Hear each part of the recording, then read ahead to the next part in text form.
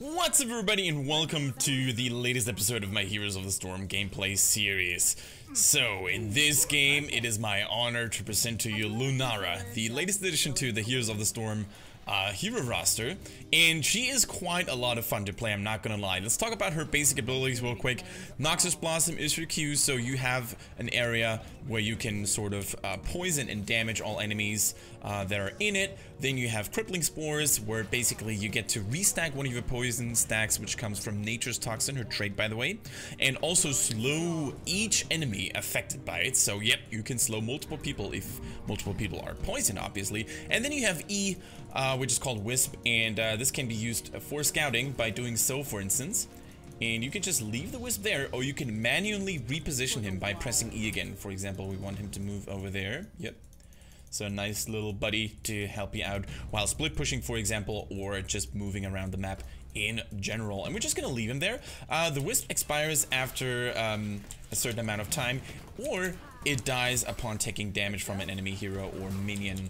So now, as you can see, each basic attack from Lunara and each damaging ability will apply a stack of Nature's Toxin. And this can stack up to 3 times, which is really strong in my opinion. And as I said, Crippling Spore is very good to manually extend the duration of the poison and also slow the enemies, of course. Now, as you noticed, I'm not really mounting up here because Lunara has increased movement speed by 20%.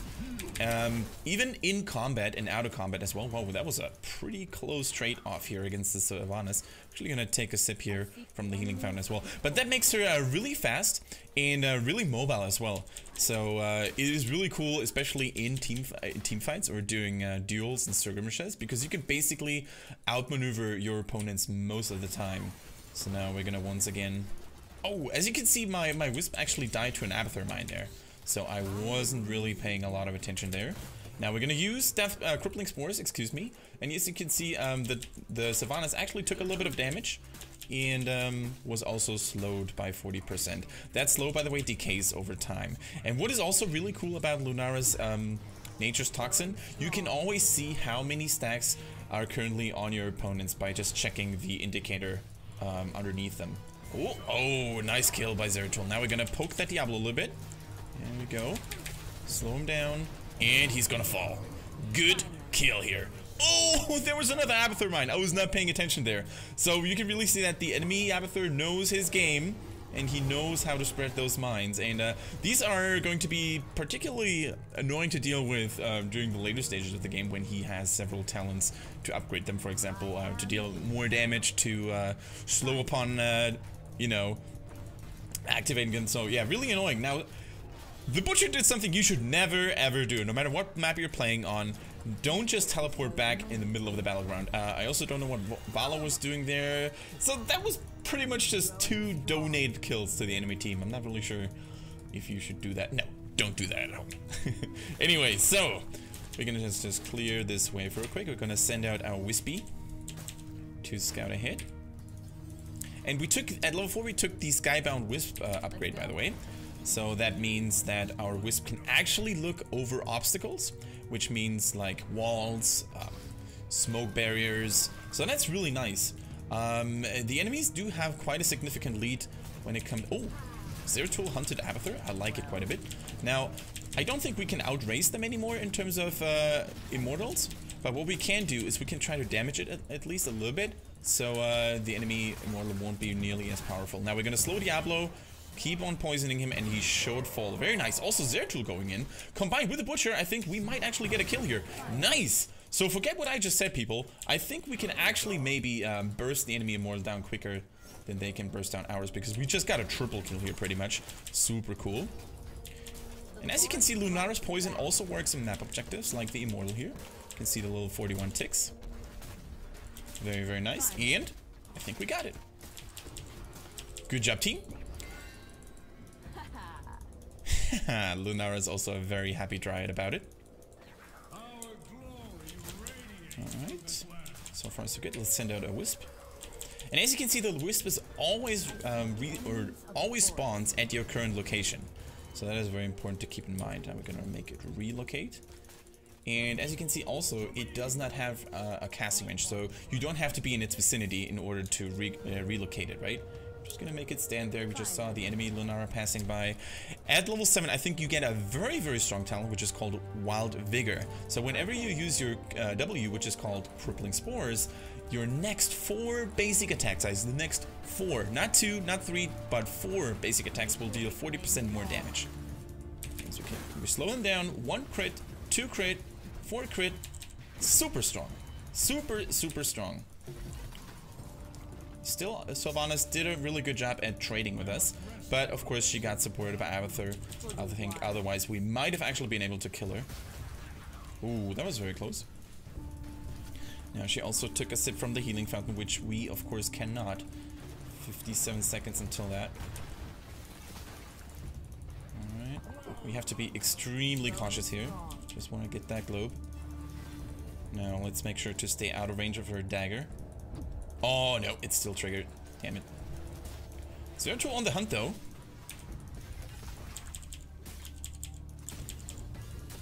Okay, let's run away from the poison this time. There we go. Thank you for the globe, buddy. Now we're gonna send the wisp over there. Just in case, oh, never mind. As you can see, the wisp is really susceptible to enemy AoE damage, like the Sylvanas dagger here, the poison effect. So you want to make sure to cast it while the enemy doesn't really have any abilities or AoE spells in its vicinity. But still, we're doing a pretty good job in terms of soaking XP overall. We got a bunch of kills, of course. Also, the first Immortal was on our side here. Now Abathur trying to be a little bit annoying here, but now we can finally take a sip from the healing fountain. Also, Butcher cleared the mercenary camp, which is of course the bruiser camp in this case. And the bruiser on those Diablo maps, man, they are so powerful, and you really have to take care of these as quickly as possible. Otherwise, they can actually single-handedly push in a fort. So Turtle died here, unfortunately. That's okay though. I think we're about to hit 10, and this of course marks the time for Lunara to skill one of her heroic abilities. Now we have Leaping Strike and Thornwood Vine. One of them is very, you know, teamfight oriented. Whoa, that's a lot of Abathur mines. We're gonna go right back here. One of them is very teamfight oriented. I think Thornwood Vine is a little bit also more damage oriented. So basically what it does, it shoots a line of vines towards your desired location, damaging and poisoning all enemies caught. And it also applies 1 stack of Nature's Toxin, of course. Then we have Leaping Strike, which is a little bit more mobile oriented. This allows you to hop over an enemy unit and, you know, slowing them for a very short amount of time and positioning yourself behind them. So really, really cool.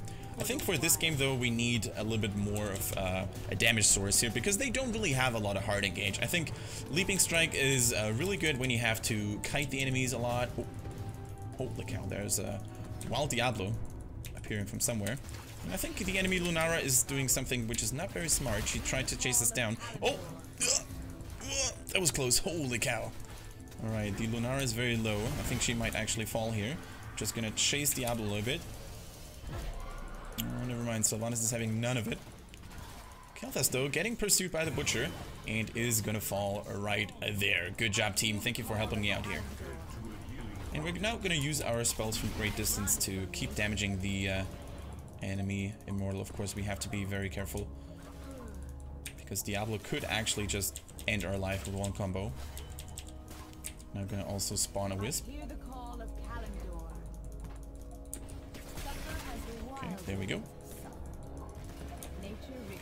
And once again, you can really see how the Dryad Swiftness passive makes kiting, chasing, very, very effective overall. I really like the increased movement speed. Now we're gonna make the Wisp come to our location. Maybe we're gonna spawn, scout something along its way. Careful, don't get stunned by the Immortal here. No. Yeah, I was trying to not get stunned there. Anyway, the fight has erupted, and I think we're gonna just kill that Diablo. Very nice. Now we make sure to... Oh, careful, careful there. We want to make sure to finish the Immortal. Since we were so low, we couldn't really have participated in the team fight anyway. And I think this is the perfect opportunity to actually fall back for now. Bottom lane is being cleared by Vala. Good job. Now, at level 13, we're gonna pick Giant Killer against the Tank Heavy team or Warrior Heavy team. Since the enemy only has Diablo, I think that is actually not the thing we should go for. Instead, they have a Lunara, they have a Kel'Thas, so we're gonna make use of one of Lunara's greatest strength, which is, of course, denying ability damage from enemy spellcasters like Jaina, like Kel'Thas. So I really like this talent because it sort of reminds me of Warcraft 3, where Dryads were basically immune to magic and they could also dispel enemy crowd control effects, for instance. So this makes her really a strong counter to ability-dependent assassins, like I said, like a Sylvanas, like a Kel'Thas, like a Nova even. So really, really cool to see that Blizzard sort of picked up one of the Dryads' greatest strength in Warcraft 3. Now we're gonna try to damage the enemy. Oh, actually you could see the leaping strike there. Very interesting. Now against double Diablo, we're basically not really gonna do much here. You know, double engaging warriors on us is quite bad as a Lunara because she's fairly squishy and doesn't really have any innate escape mechanisms unless you pick, of course, Leaping Strike. But the good thing about this was that they didn't really focus their attention on the Immortal too much. And thus we got great damage done here on the enemy keep and bottom lane already. Meanwhile, Zerto being a very, very sneaky Protoss and once again hunting down the Abathur. So good job, buddy. Good job. Keep it up. So yeah, let's talk about the level 16 talent already, so in advance, so to speak. I think it has really great synergy with Wild Vigor. So the talent I'm talking about is Invigorating Spores. So basically, whenever you use Crippling Spores, which is your W, your attack speed is getting increased by 50% for 6 seconds. And that, of course, is amazing with the Wild Vigor to sort of deal a little bit of burst damage over a short amount of time. So really, really cool. Now Sylvanas died because they were trying to cap the bottom mercenary camp. Diablo doing a lot of damage. Look at that double kill. We're gonna now try to help JB Layden out and Shadow here, but I don't think the Lunara can really do much here. Yep, Abathur copy, Ripperoonies, and mercenary camp secured. Really, really cool. And now with double mercenary camps and 2 heroes still dead on the enemy team, I think we can actually make a push and finish off the keep for good here. I mean, Lunara does have superior movement speed and range, so we should be able to poke it from safe distance. Now that we've hit level 16, we're gonna take Invigorating Spores as we... Oh, careful here, Diablo coming in. Oh, yep, that's a lot of damage, that's a lot of damage. Careful now. Okay. Now we're gonna poke the keep from safe distance. Don't really have any stacks on our heroic ability here. Now we do. And a rip. Kel'Thas falls very quickly there. Very nicely done. So 16 against 14, I think that's a very good position to be in. And also the Immortals have spawned. So we're gonna just leave a Wisp over there to warn us just in case the enemies make an advance. And we're gonna apply some Nature's Toxin stacks on the Immortal here. By the way, these little green leaves, as I mentioned earlier, they indicate how many stacks you have currently on that target. Okay, there we go. 50% are done. Now both Immortals fight a little bit of a Dragon Ball Z battle in the middle. Boom, boom, boom, boom, boom. Now careful. I think that the enemy Abathur still has a couple of mines somewhere over there. I don't think we should fight here, guys. Butcher going in like a crazy man, and he dies like a crazy man, so not so sure about that one. Now we're just gonna damage the enemy Immortal a little bit more, but as soon as the team or the enemy team approaches, we should actually fall back. Careful now, Lunara here, and a Diablo, but we can still finish it off. Very nice. We was just trying to poke the Lunara a little bit. Okay, the Wisp's coming out. Why must we fight like this, sister? Let's see. Oh, that was a good hook! Yes, and we follow up with our ulti, with our Thornwood Vine immediately, and that Diablo had no chance of escaping. So now we have Lunara dead, we have Diablo dead, and this is a very good position to be in, because now we can really push quite well with our Immortal. Alright, there we go. And this is a full HP and full shield Immortal, guys. This could actually be the turning point of the game. Double Kel'Thas, though, is nothing to be messed with here.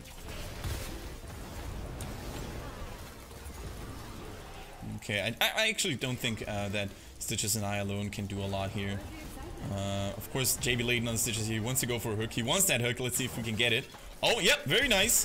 Very nice. Oh, it's not going to be enough, though.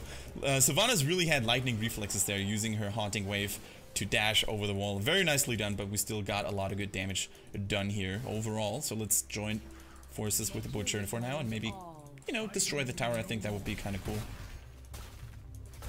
Yep. Alrighty. So the enemy team at the brink of losing here. Almost, you know, losing the second keep on top here as well. And now we're going to take that bruiser camp. I like it quite a bit. Okay. Now, we're also going to be the team that hits level 20 a lot sooner than they will. So we should just be patient and continue to soak experience here. Meanwhile, we should also try to clear these mines by Abathur. Ever so annoying. Alright, looks like... Oh, they're a little bit exposed here. Not so sure about that. Okay, we're poisoning Diablo here, slowing him down just as he was about to retreat. Nice, that Lunara is gonna fall here. You can really see how far the Leaping Strike takes her, but even Lunara can run from the joint efforts of our team here. Nice Lamb to the Slaughter, by the way. And now we have to be actually very careful because our HP dropped quite a bit. It's a little bit risky to just teleport back here, but I think it went well this time. Just retreat for now, team.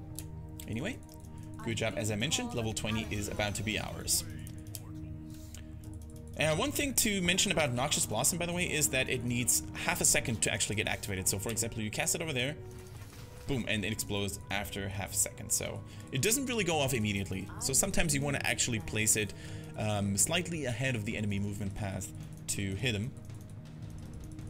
Now, the Immortal is going to spawn in 5 seconds, so let's wait for our team. Maybe we can find some of the Abathur mines and clear them off before they detonate on us. Okay, just a tiny little bit more XP until level 20. We should actually try to soak that right now, because we really want to have a major advantage for the next team fight. Never mind, Diablo is still defending the base, and all of our lanes are actually quite far in. So there was no real chance for us to get that push going. Now at level 20, guys, this is a highlight. This is Galloping Gate. And what that does, it gives an activatable component to our Dryad Swiftness and actually allows us to boost our movement speed up by 80. Yes, you heard right. 80% for 6 seconds. And that is just insane if you ask me. That is just absolutely ridiculous. Now Kalthus actually bit the dust here. Now we're going to take care of Diablo. 2 stacks, 3 stacks. We're not going to use... You know what? Let's just use it. So there we go. Look at how fast we are. This is actually insane. Yep, 80%. See you later, alligator. You're actually so fast up here, it is really hard to control Lunara at that point. So whoever designed that talent really, really liked increasing movement speeds on characters. So you're even faster, by the way, than a Tyrande, let's say, who went for a sprint at level 13. So this is really, really cool and makes Lunara one of the most mobile heroes in the late game that we currently have. Now the Wisp is still active. Let's scout ahead a little bit. We've been actually neglecting the Wisp a little bit, and that's really something we have to work on as we play. Oh, hey, buddy. Yeah, as we continue to play Lunara in the following days and weeks, and I'm actually going to show you guys a Hero League version of Lunara as well. So I'm really positive and optimistic that our skills are going to improve by a lot. And you can really see the improved magic shield or spell shield being very, very effective against Kalthus, Sylvanas, and even a Diablo with lightning breath. So I really like that talent, and I really like it as a choice here in that game. Now we're gonna just damage the Diablo a little bit much, chip him down. You can really see the empowered basic attacks, yep, and the attack speed. Ripper-rooney here. Whoa, that was actually closer than I thought it would be. And Lunara trying to be a little bit of cheeky Dryad here. Nope. Stitch's Putrid Bile was eventually the stronger poison, and the Immortal, you know, he's just finishing the rest. And this was overall a very, very good game by my team here, I think. And a nice, hopefully a nice video to show you guys what Lunara is capable of. And I have to say here, from my personal experience, that she's a real fun hero to play. And if you like ranged assassins, if you like heroes that are very strong, if you know how to position them well, if you like poison damage and movement speed and Dryads and Warcraft 3 and Night Elves, then she is just the perfect choice for you. Anyway, if you have any questions about Lunara, if you have any questions about the recent patch, or if you just want to share anything else with me, then feel free to use the comment section down below. If you want to catch me streaming live on Twitch here, then of course make sure to join twitch.tv/KendricksFish. Anyway, guys, hope you had a good time and see you in the next episode. Oh, and I'm actually going to show you guys the stats here overall. Almost forgot about that. Hero damage was okay, but not really overwhelming.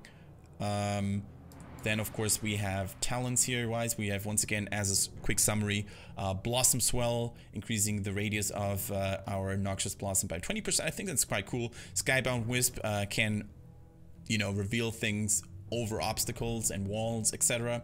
Then we have Wild Vigor. Really strong talent. I think it's by far the strongest talent in that tier. Thornwood Wine. Then we have Greater Spell Shield against Kel'Thas, Sylvanas, and the likes. Invigorating Spores. Really, really strong to increase your attack speed. And then, of course, Galloping Gate. I think, especially in the competitive tiers of Heroes of the Storm, this is going to be a major talent and a real powerhouse talent, in my opinion. Anyway, guys, so that's it for now. Thanks for tuning in, and see you in the next episode.